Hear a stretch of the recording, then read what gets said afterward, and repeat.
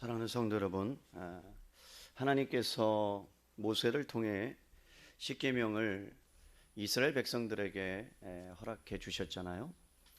여러분, 이스라엘 백성들에게 십계명을 주셨다는 것은 공동체에게 주셨다는 거예요. 사람은 홀로 살아갈 수가 없습니다. 왜냐하면 하나님께서 사람이 홀로 살아가는 것을 허락하지 않으셨고, 아담과 하와를 만드시면서 공동체의 삶을 살도록 서로 도우며 또 그 안에서 하나님이 주신 풍성한 은혜를 누리며 살아가라는 것을 우리에게 말씀을 통해서 보여주셨습니다. 그런데 여러분, 함께 살아간다는 것이 어때요? 쉽지는 않은 것 같습니다. 우리 교회도 순모임이라는 공동체가 있지 않습니까? 순이라는 공동체가 있어요. 순 안에는 다양한 사람들이 모여서 예배합니다. 나이도 다르고요, 살아온 배경도 다르고요, 성격도 다르고요, 환경도 달라요, 처지가 달라요. 그러다 보니까 여러분, 모여서 예배를 드리고 모여서 함께 마음을 나눌 때 오해도 생깁니다. 아픔도 있습니다. 힘듦도 있습니다. 그리고 기쁨도 있을 거예요. 행복함도 있을 거예요. 하지만 여러분, 공동체를 하나님께서 주셨을 때는 우리가 누리지 못하는, 혼자로서는 여러분 배울 수 없는 어떤 삶의 지혜를 우리들이 배울 수 있습니다. 다른 사람을 통하여 내 자신을 살피기도 하고요, 때로는 내 마음에 어떤 자존심을 내려놔야 될 때도 있고요, 그리고 또 아파서 힘들어하고 양보해야 될 때가 있고 배려해야 될 때가 있어요. 그래서 공동체가 우리에게 큰 유익도 주지만, 그리고 또 삶의 지혜도 베풀어 주지만, 때로는 버겁기도 한 게 공동체 아닐까. 그래서 여러분, 공동체를 지내고 그 안에서 생활하다 보면 우리는 어느 순간에 삶이 변화되는 것들을 경험합니다. 그 안에서 내가 자라고 있음을 여러분 깨닫게 돼요. 그래서 공동체는 반드시 필요합니다. 우리 교회에 등록한 모든 분들은 공동체에 꼭 속할 수 있기를 주님의 이름으로 축원합니다.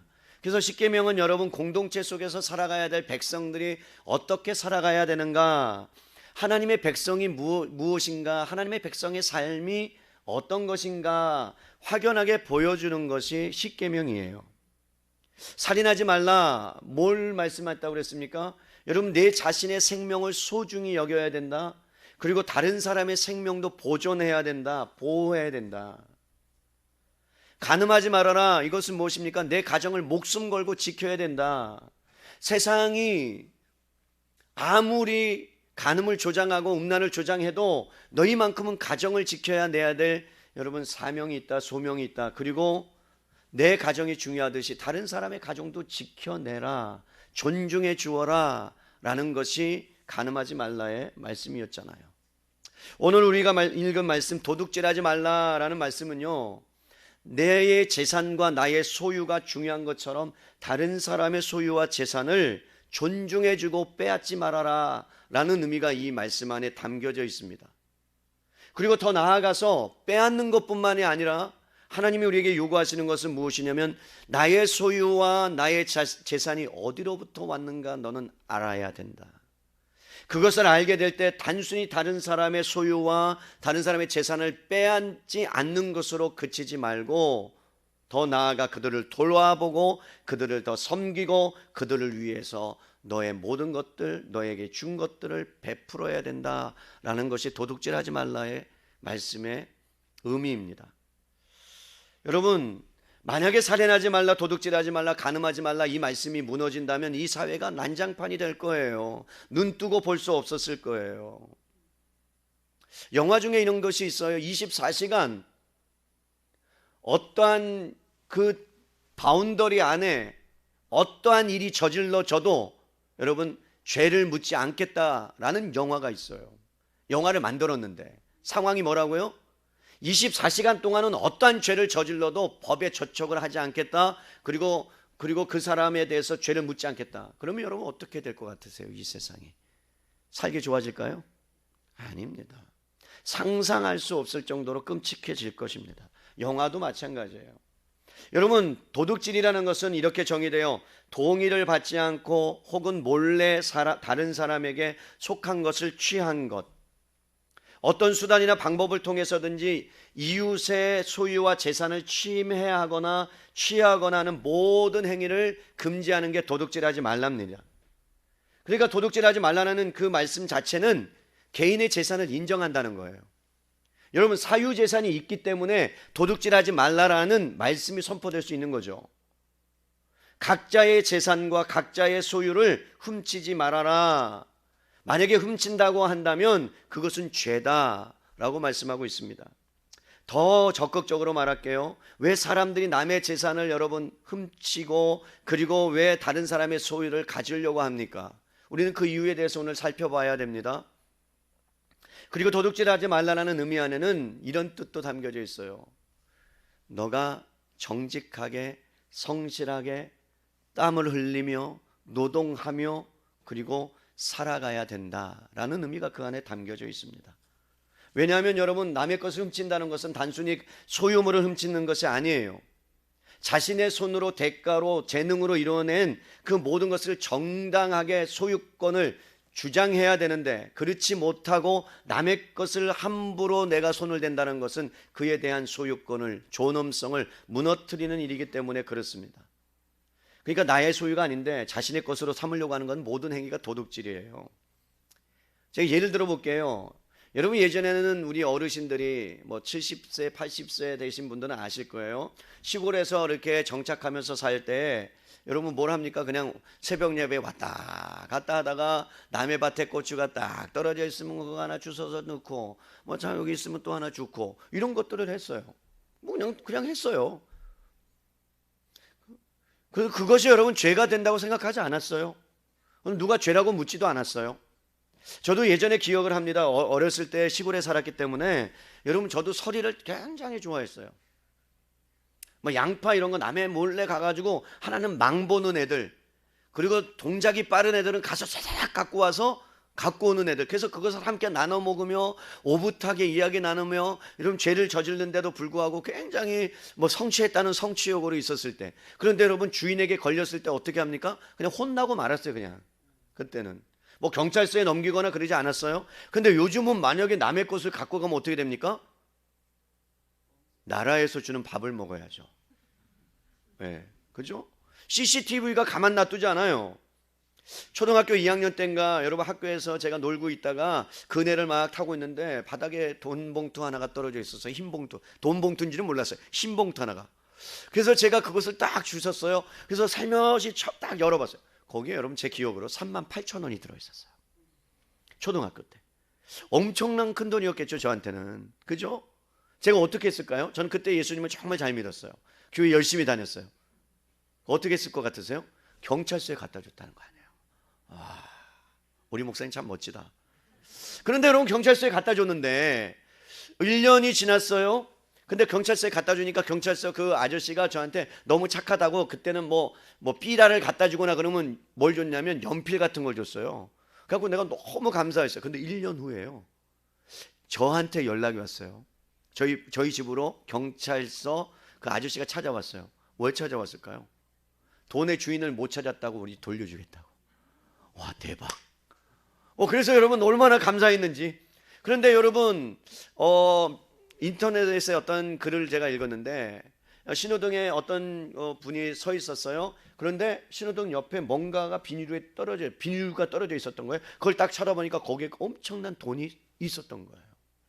여러분 사람의 마음이 견물생심이라고 그것에 대해서 어떤 마음이 들까요? 자기가 힘들고 어렵고 그리고 지금 갚아야 될 돈이 있고 뭔가 좀 부족한 부분이 있다면 여러분 그걸 어떻게 하고 싶으세요? 갖고 싶겠죠. 그죠? 그게 사람의 마음일 거예요.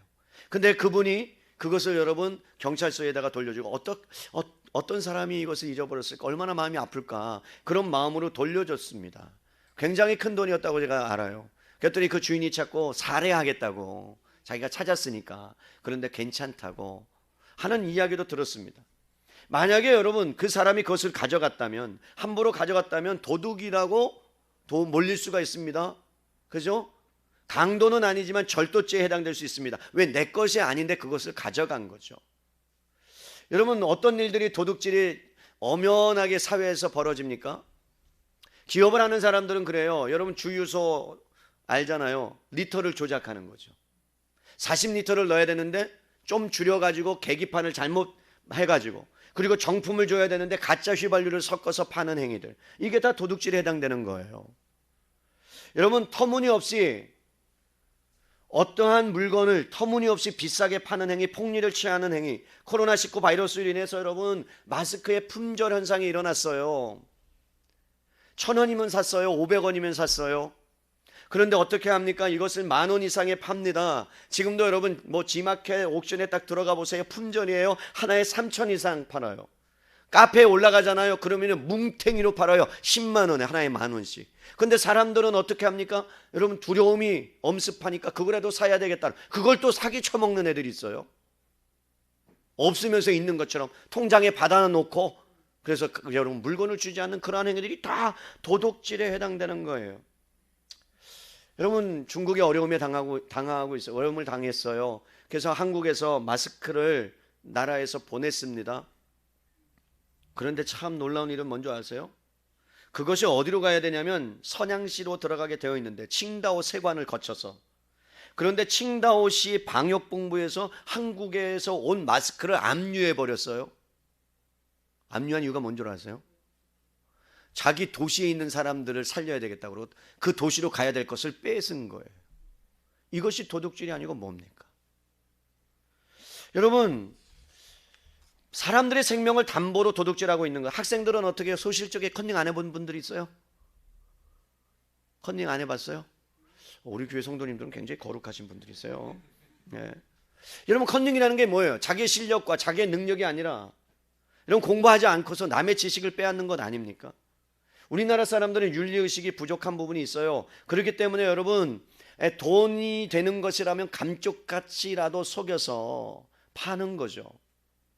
외국 여행 갔다가 우리들이 그냥 무심코 지나갔던 것, 여러분 중국을 가든 베트남을 가든 어디를 주로 가요? 전통시장 가죠? 전통시장 가서 뭘 사요? 베네퉁, 뭐 샤넬, 뭐 이런 거. 그리고 똑같아요. 와, 정말 뭐 분별할 수가 없어, 구분할 수가 없어. 근데 너무 저렴한 거잖아요. 그래서 그것을 사오는 행위나 그것을 만들어 파는 행위가 다 도둑질에 해당된다는 거예요. 그리고 특별히 한국은 여러분 지적인 재산권에 대해서 별 생각이 없는 나라입니다. 저 죄송하지만 지적 재산권이 뭐예요? 어떤 로고를 갖다 쓰는 거죠. 삼성이 어떤 핸드폰이 있다면 그것을 그대로 베껴 쓰는데 여러분 똑같아요. 거의 똑같아. 짝퉁 그런 것들이라든가, 아니면 여러분 어떤 부분들이 있어요? 불법 다운로드, 무당 복제하는 것, 이미지를 갖다가 도용하는 것, 함부로 기업에서 사용하는 이 모든 것이 다 도둑질에 해당됩니다. 기업들은 또 어떻게 합니까? 회사에서 만든 제품을요 과대평가하고 과대포장해요. 이것만 드시면 여러분 완전히 2주 만에 5kg 이상 빠집니다. 그래서 제가 현혹돼 가지고 샀다는 거 아니에요? 관리해 본다고? 물론 저렴할 때 세일, 폭탄 세일할 때 1+1으로 샀어요. 4주째 하고 있는데 변하지가 않아. 야, 내가 속았구나. 이게 여러분 도둑질에 해당되는데 우리는 잘 모르고 살아간다는 거예요. 기업을 하는 사람들은요 이윤을 남겨서 그것을 노동자들에게 분배하고 그들에게 대가를 지불해야 됨에도 불구하고 여러분 어떻게 합니까? 그 돈을 지불하지 않냐고 임금을 체불하고 자기는 배부러 사는 그러한 일들이 도둑질에 해당되는 거예요.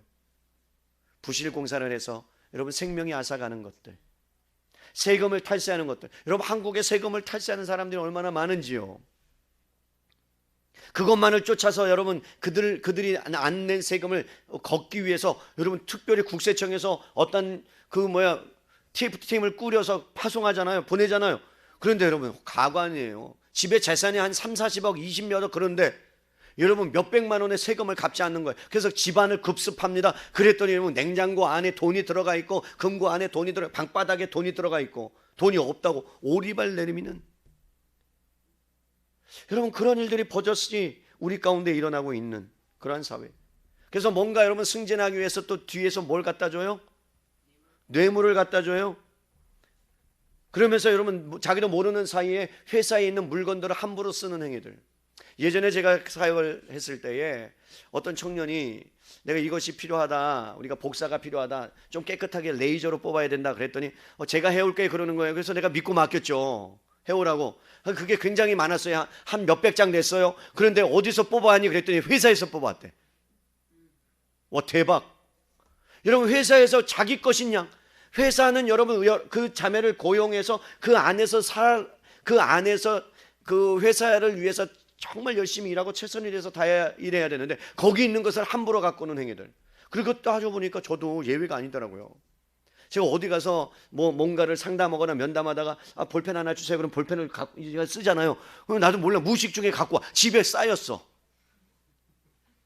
나 그거 전화해서 돌려줘야 되는데 갈 수도 없고 그거 어떻게 해야 되는 거예요? 교회 안에서도 또 똑같은 일이 일어나요. 집에 커피가 모자라니까 교회 거 몇 개 갖고 가도 되겠지? 괜찮아요. 제 허락이요. 그 정도는 이해할 수 있어요. 그런데 그게 여러분 잘하면 뭐가 된다고요? 여러분 우리도 아무 윤리적인 의식이 없는 상황 가운데 내 것이 네 것이고 네 것이 내 것이라는 그러한 마음들을 갖게 될 수 있다는 거예요. 여행 갈 때도 마찬가지예요. 여러분 한번 놀라운 일이 있잖아요. 내가 그 비행기를 탔는데 뭐라고 써 있어 이렇게 딱 담요를 절대로 가져가지 마십시오. 이것은 이 항공사의 것입니다. 아니 덮어버리니까 따뜻해. 갖고 이게 주는 건 줄 알았어. 내가 비행기값 냈으니까. 갖고 거기다 또 가방에다 넣어놔. 옆에 것도 또 집어넣어. 이어폰도 갖고 와? 인터넷에 보니까요. 인도의 어떤 사람이 푸켓이라는 곳에 여행을 갔어요. 그래서 호텔에서 묵었답니다. 3박 4일 동안. 그런데 3박 4일 동안 묵고 이제 집에 가려고 하는데 이제 가방을 갖고 이제 나갔을 거 아니에요. 그래서 그 클린을 하는 사람들이 이제 청소하는 분이 막 했더니 신기하게 없어진 게 많대요. 컵부터 커피포트부터 해서 치약 주스 다 없어졌다는 거예요. 그래서 그를 잡았어. 물어봤어요. 왜 갖고 갔냐고 했더니 내가 정당하게 페이한 거기에 포함된 줄 알았대. 그 모든 것이. 그럼 방을 갖고 가지. 왜 그것만 안 갖고 가요? 난 진짜 그런 일들이 버젓하게 일어나고 있어요. 여러분 성경은 그 모든 것들이 도둑질이라고 말합니다. 그러면서 이렇게 또 말씀합니다. 일하지 않고 먹으려는 자세, 일한 것보다 더 많은 대가를 바라는 불로소득, 일확천금을 꿈꾸고 여러분 거기에 하는 거 부동산 투기나 로또를 사거나 그리고 시간을 낭비하거나 밀렵하거나 밀수하거나 국유지를 불법적으로 여러분 점유해서 그것이 자기 것이 아님에도 불구하고 내가 여기서 죽는다 그래갖고 여러분 나라의 땅을 자기의 것으로 만들려고 하는 것들 스파이 행위나요. 그리고 여러분들이 여러분 집을 소유하고 있다면 전세를 줬다면 전세금을 터무니없이 올려받는 행위들. 여러분 전세값이 2억이었는데 2년 후에 막 1억을 더 올려달라고 그러고 5천 이상을 올려달라 그런 그 악한 일들. 그게 도둑질이란 말입니다. 월세를 웬만큼 받으셔야 되는데 건물이 있음에도 불구하고 여러분 월세를 터무니없이 올려받아서 그래서 여러분 저쪽에 종로인가 어디에 왕족발 그 집 사건 아시죠? 모르시는 분들은 회개하라. 뭔 사건이에요? 이런 족발집이 너무나 잘 된 거예요. 너무나 풍성해. 그런데 딱 보니까 그 집 주인이 사장이 너무나 화가 나는 거예요. 잘 되니까 배 아픈 거예요. 자기 건물인데. 그런데 여러분 몇천만 원에 얼만큼 그것을 받았는데 2년 후에 뭐라 그런 거예요? 3배인가를 올려달라 그랬나? 2배인가를 올려달라 그랬나? 제 기억은 3배예요. 너무나 많이 올려달라는 거죠. 그래서 여러분 어떤 일이 일어났어요? 차마 말 못할 사건이 일어났어요. 흉기를 가지고 주인을 때렸어요.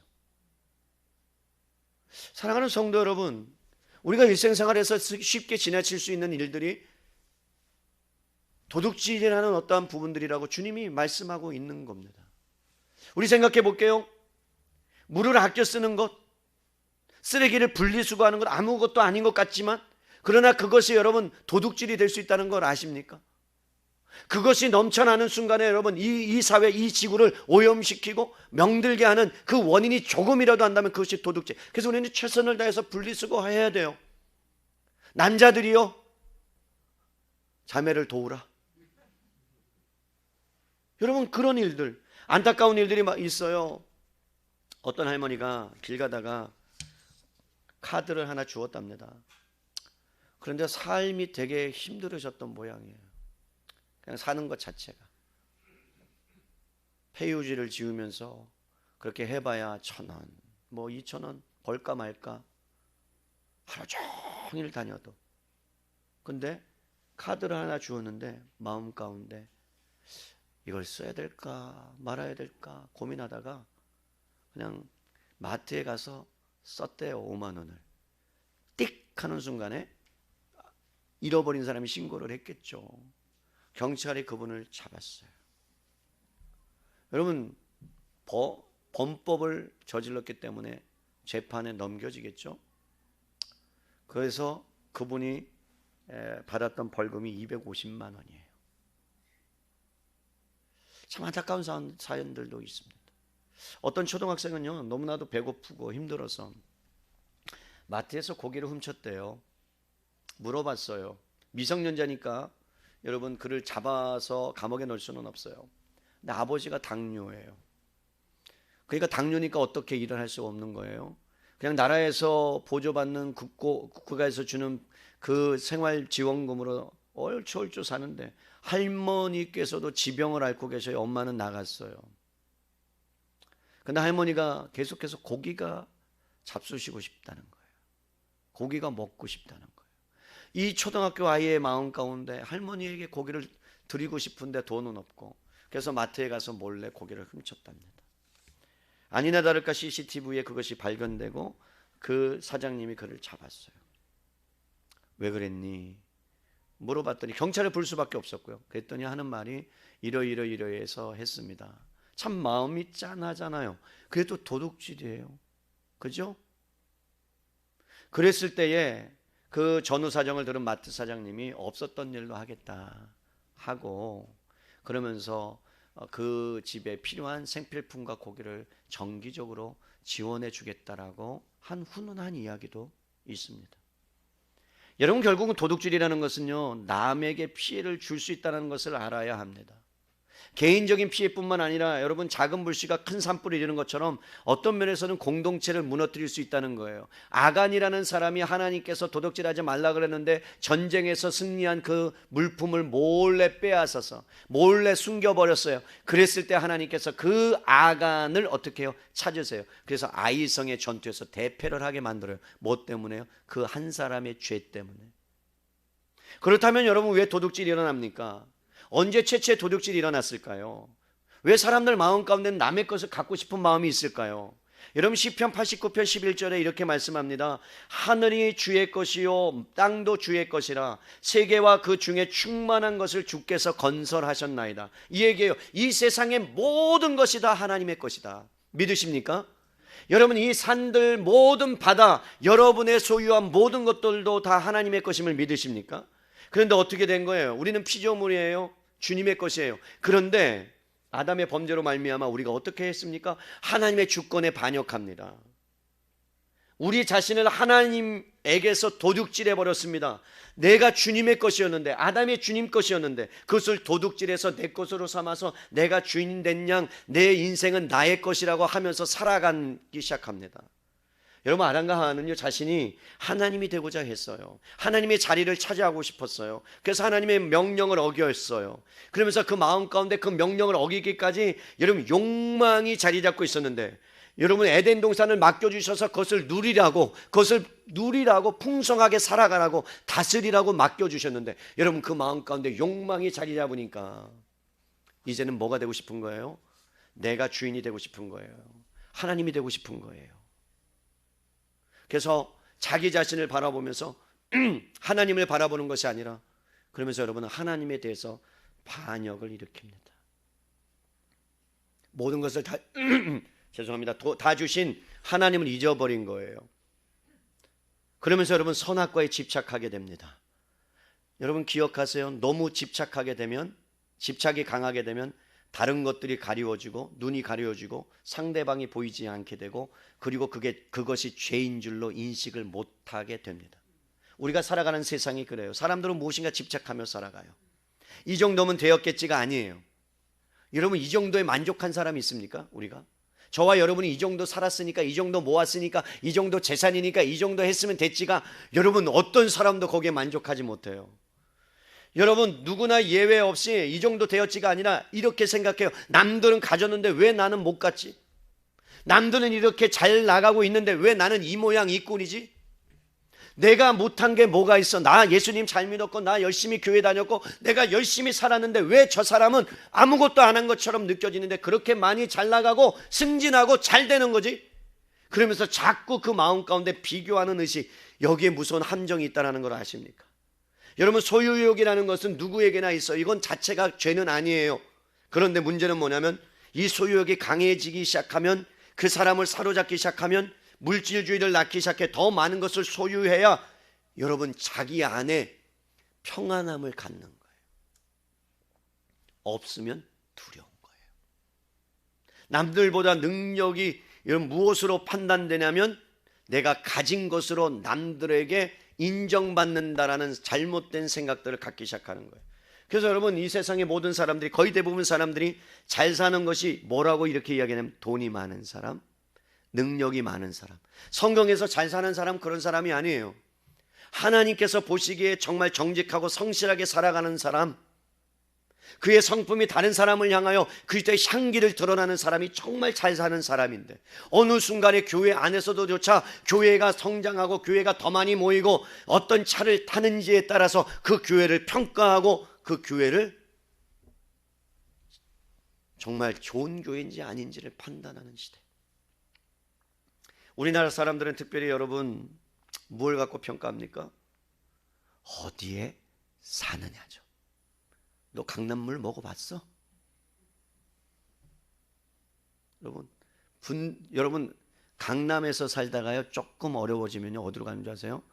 천국 밑에, 천당 밑에 분당으로 갑니다. 분당으로 갔다가 어디로 가는 줄 아세요? 수지로 갑니다.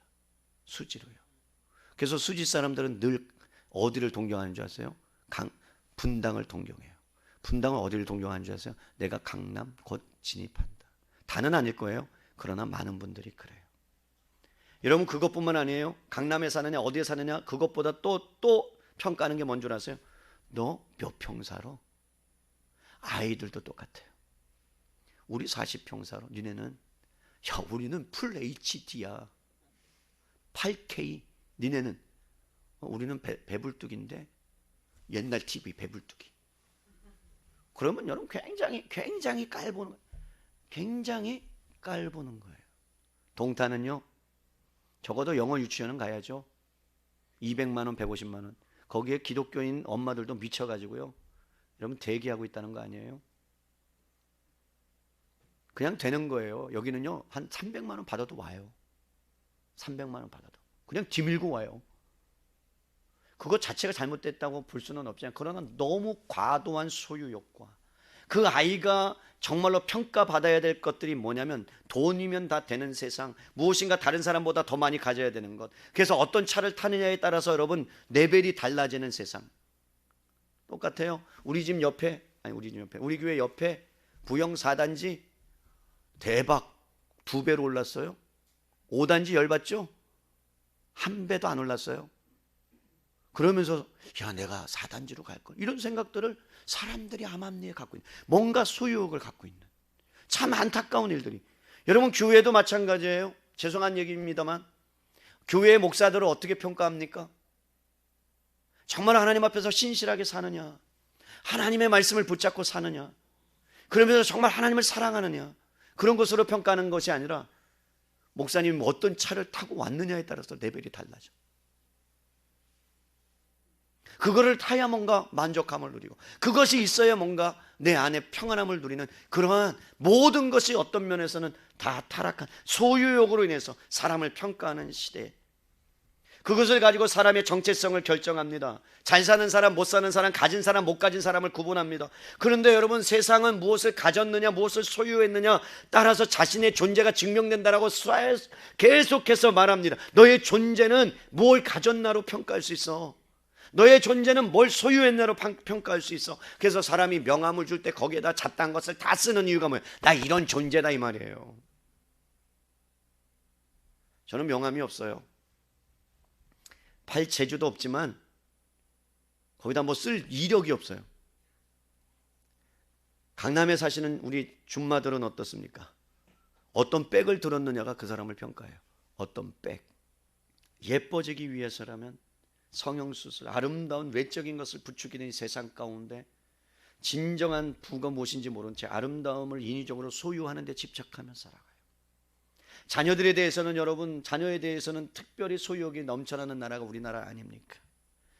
한국 어머니들은 자녀를 위해서 모든 것을 다 올인합니다. 쏟아붓습니다. 자녀가 필요한 것이 무엇인지 그의 마음을 알아주기를 원하지 않습니다. 내가 원하는 대로 넌 가야 돼. 그 길 가야 돼. 그래서 여러분 좀 많이 바뀌기는 했지만 자기가 못 누렸던, 부모님이 못 누렸던 것들, 그것을 아이들에게 누릴 수 있도록 막 명예욕과 권력욕과, 그래서 자신의 존재를 그 아이를 통해서 투영하고 그렇게 자라기를 원하는 그런 시대 가운데, 암울한 시대 가운데 우리가 살아가고 있는 것 아닙니까? 자신이 많은 것들을 소유하려다가 여러분 기억하세요. 소유되어 버리는 거예요. 너무나 서글픈 일이 일어나고 있는 거예요. 몇십 년 전에 비교해서 국민소득이 얼마나 비교할 수 없을 정도로 자라갔습니까? 더 많은 것을 소유하고 누리면서 살아갑니다. 지금 코로나 바이러스가 이렇게 한창인데 여러분 똑같이 여행 가는 숫자는 안 줄었다는 것 아닙니까? 경제가 어렵다고요? 예전부터 어려웠어요. 예전부터 1988년 IMF 때부터 지금까지 어려웠어요. 그런데 왜 해외에 나가는 수많은 사람들이 더 많이 늘어납니까? 우리는 꼭 알아야 될 게 있어요. 그것이 뭔 줄 아십니까? 행복은 소유에 있지 않다는 거예요. 믿으십니까? 여러분, 도둑질하는 근본적인 것은 뭐냐면요, 자기 정체성을 잃어버려서 그래요. 그것이 나에게 어떤 정체성을 드러낸다고 생각해서 그래요.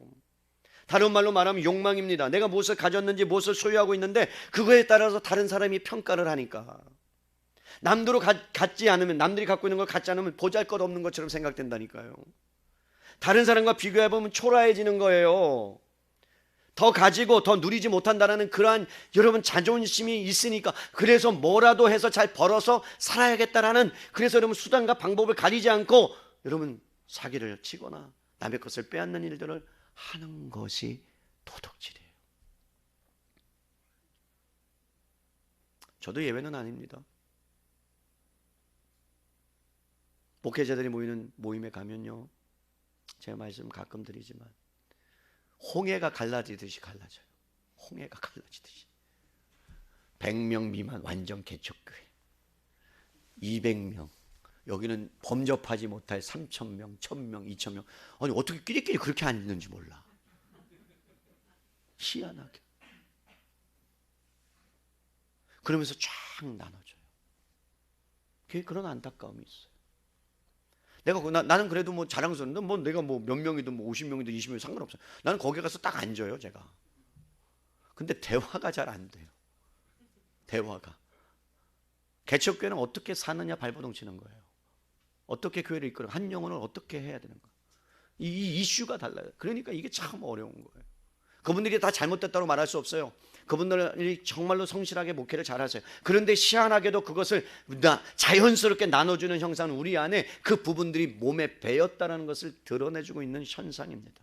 이런 여러분 상황 가운데 이스라엘 백성을 향하여 도둑질하지 말라라고 하나님이 왜 말씀하셨고, 그러면 어떻게 살아가기를 원할까요? 여러분들에게 말씀합니다. 여러분의 모든 정체성은 무엇을 가졌느냐가 아니라 여러분들이 누구이냐에 따라서 정체성이 여러분 확립된다는 사실을 믿을 수 있기를 바랍니다. 하나님이 여러분들 거룩한 자녀로 불렀어요. 성도로 불렀어요. 그렇다면 여러분들은 어떠한 소유에 하나님의 관심이 있지 않아요. 마지막 하나님이 이 땅에 재림하실 때에 여러분들이 다 하나님께 올림받을 때 여러분들이 무슨 차를 가졌느냐, 어디 집에 살았느냐, 무엇을 공부했느냐가 중요한 게 아니라 너 예수님 잘 믿었느냐, 하나님 말씀대로 살았느냐, 그거 지키고 살았느냐, 너 잘했다라고 칭찬받는 그 정체성, 여러분 그것을 회복해야 될 줄로 믿습니다. 한국교회가 왜 타락했습니까? 왜 성도가 왜 타락했습니까? 문제는 우리가 그 정체성을 잃어버리고 하나님을 떠나며 살았기 때문에 그렇습니다.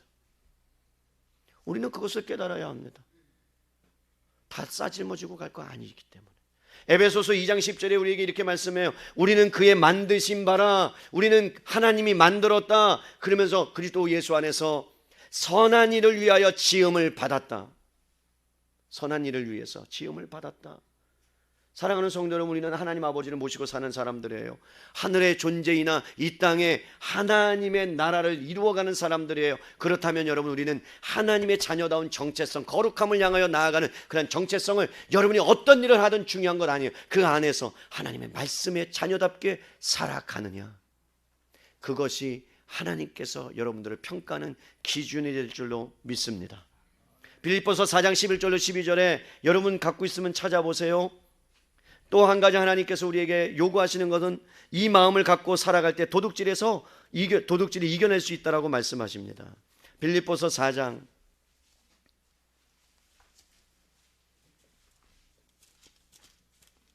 11절로 12절이에요. 우리 함께 찾으셨으면 읽을까요? 시작.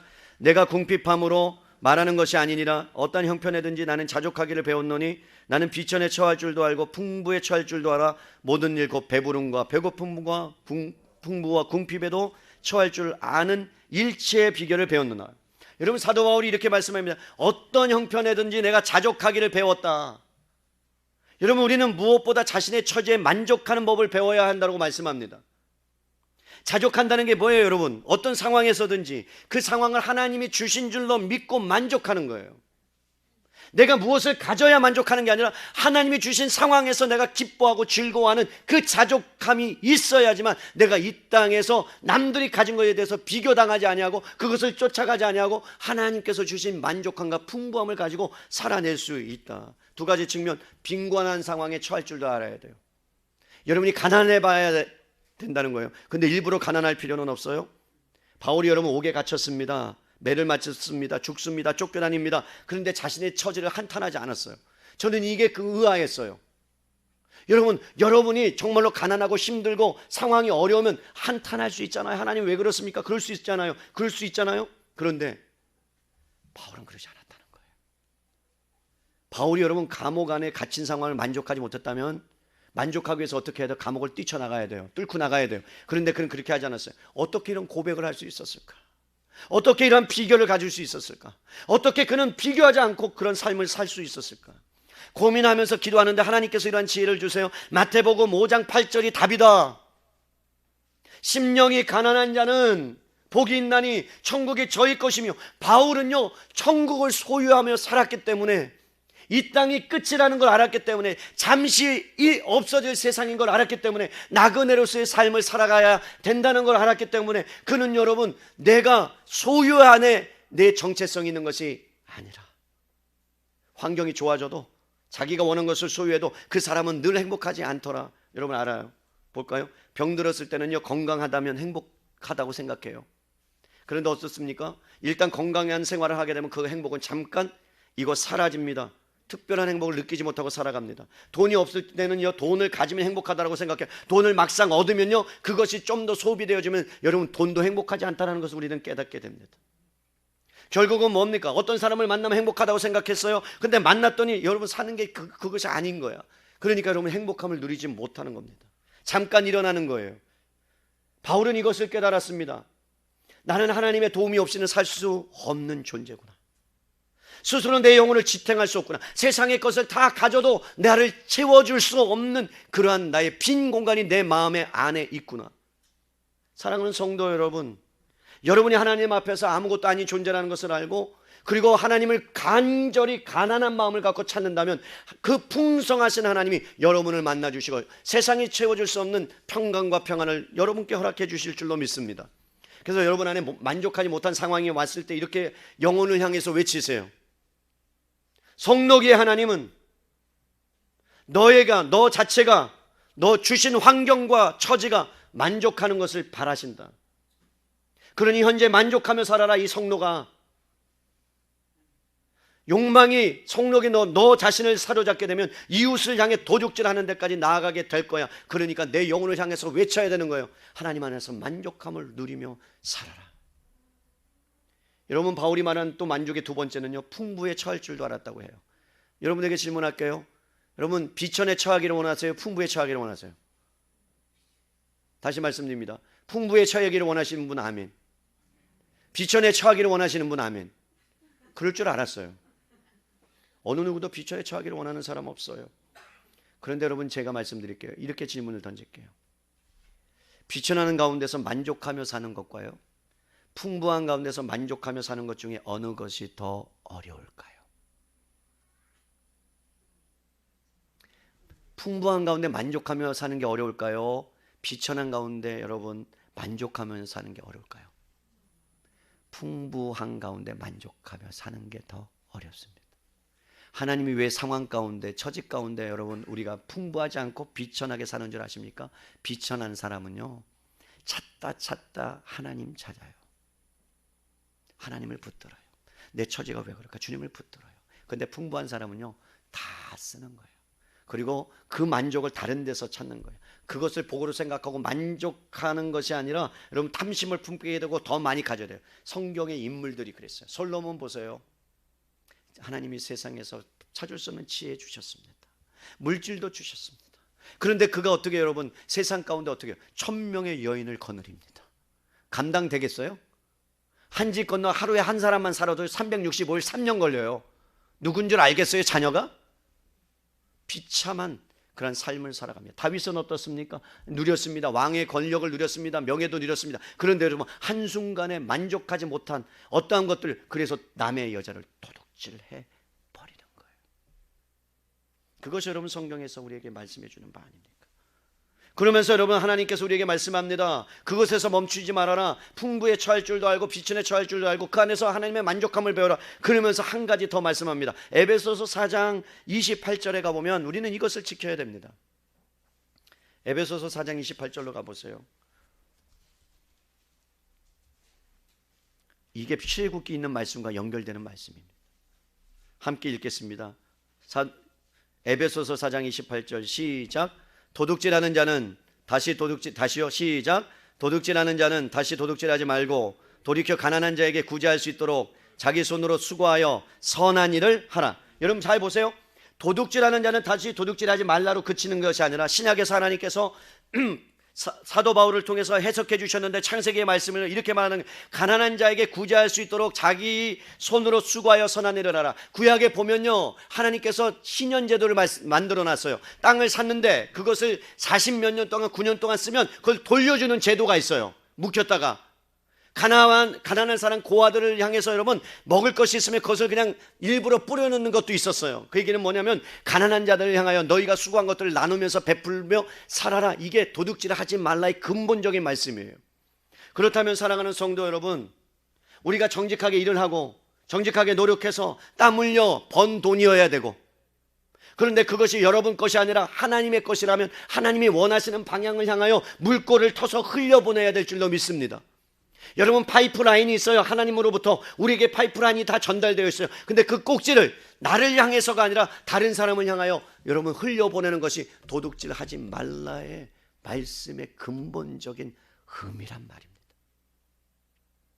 그렇기 때문에 여러분들이 수고한 것, 여러분이 번 것이라고 생각하는 것 맞아요. 그러나 주님이 말씀합니다.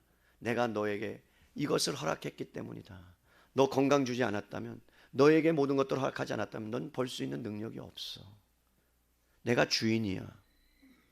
그렇다면 여러분 우리가 가진 물질, 여러분이 갖고 있는 재능, 여러분이 갖고 있는 시간, 여러분이 갖고 있는 은사, 여러분이 갖고 있는 건강, 그 모든 것들을 여러분 최선을 다해서 일을 해야 되는, 근데 그 일을 하는 목적이 뭐라고요? 구제하고 선교하고 남을 위해서 흘려보내는 데 쓰란 말이에요. 여러분들이 예를 들어서 여러분 영어를 잘한다 치십시다.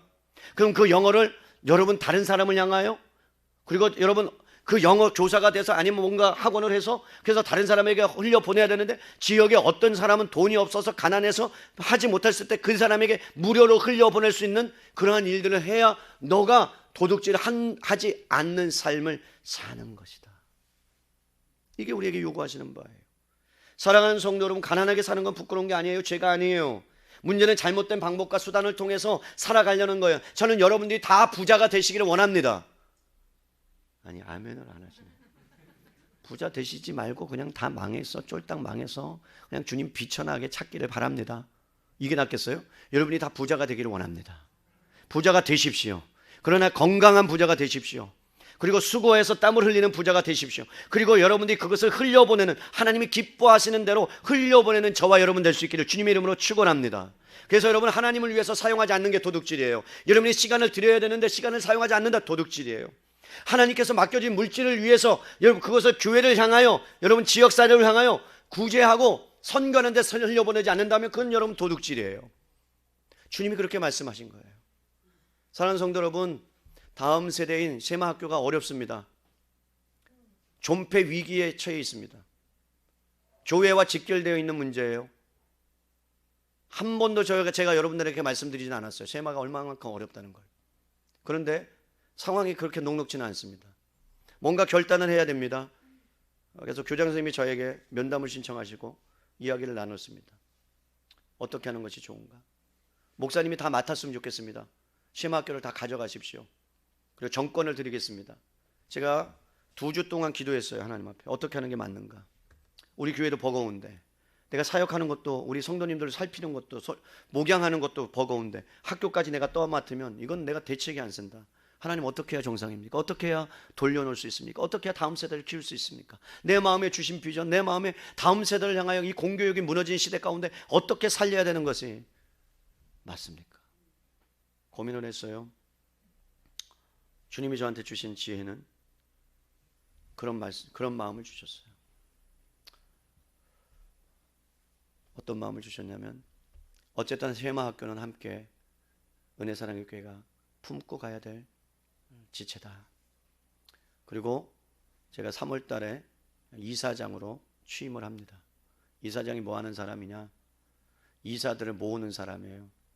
그리고 제 주변에 하나님 나라를 위해서 귀하게 사업을 하시는 분들을 제가 찾아다니면서, 그리고 다음 세대를 키워달라고 재정을 요청하려고 합니다. 그래야 쉐마 학교가 존재할 수 있으니까.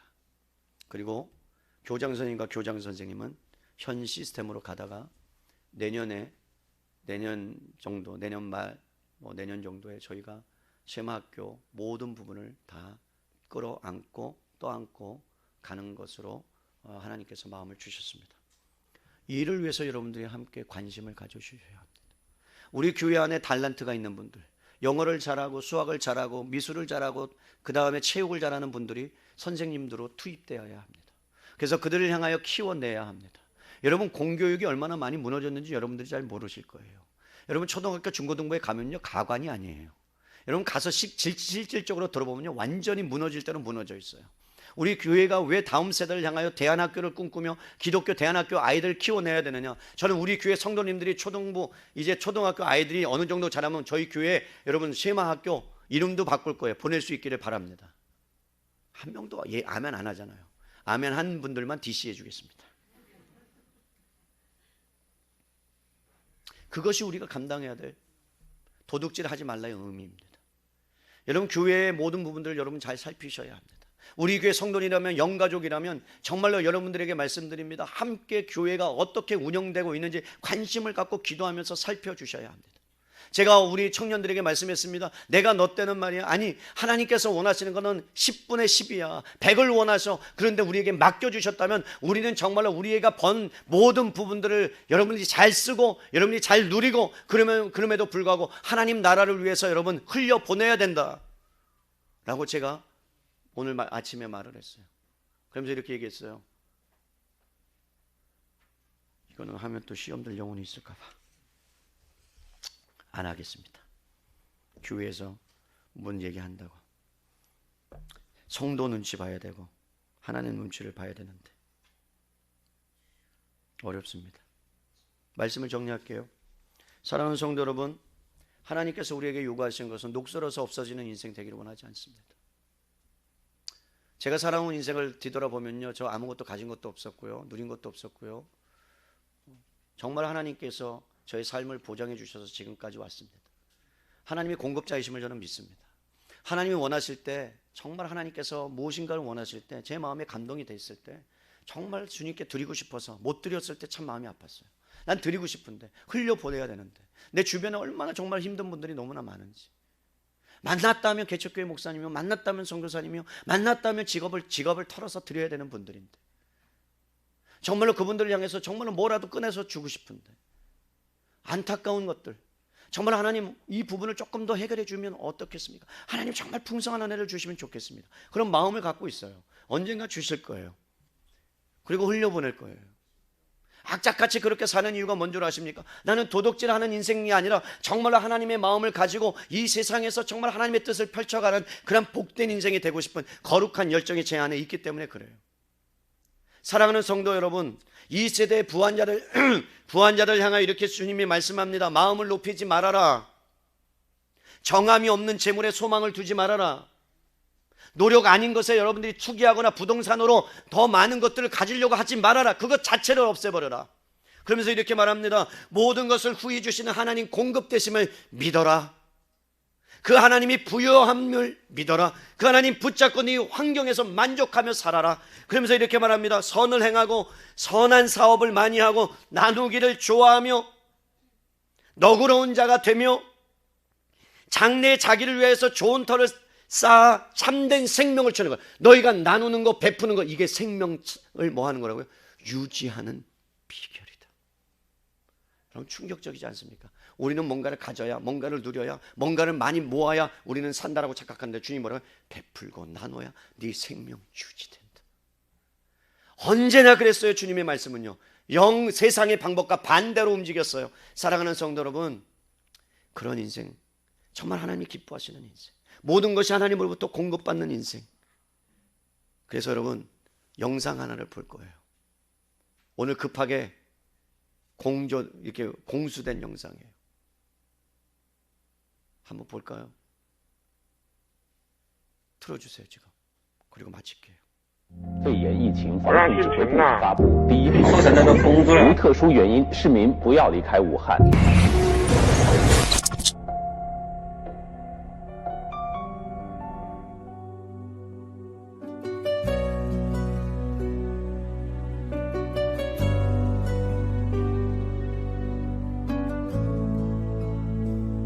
此时，待在家中是最安全的保命方式，却偏偏有这一抹黄，执着地出现在病毒蔓延的大街上。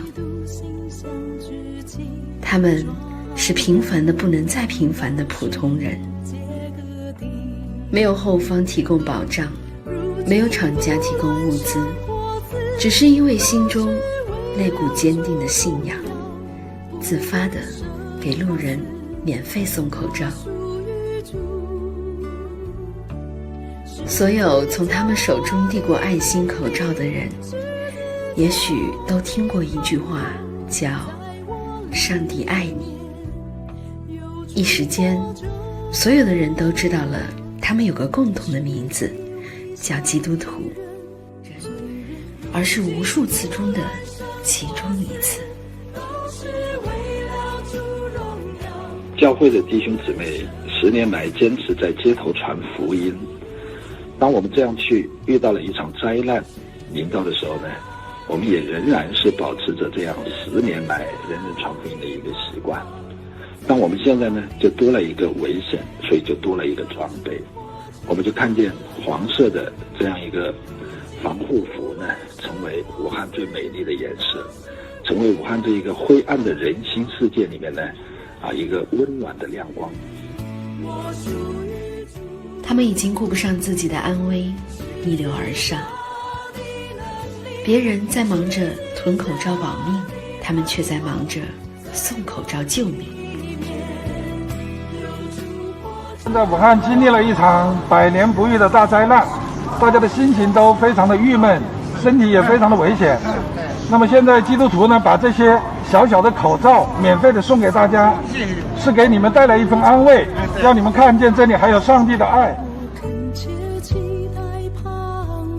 一群等死的患者们，好像在黑暗中看到了希望。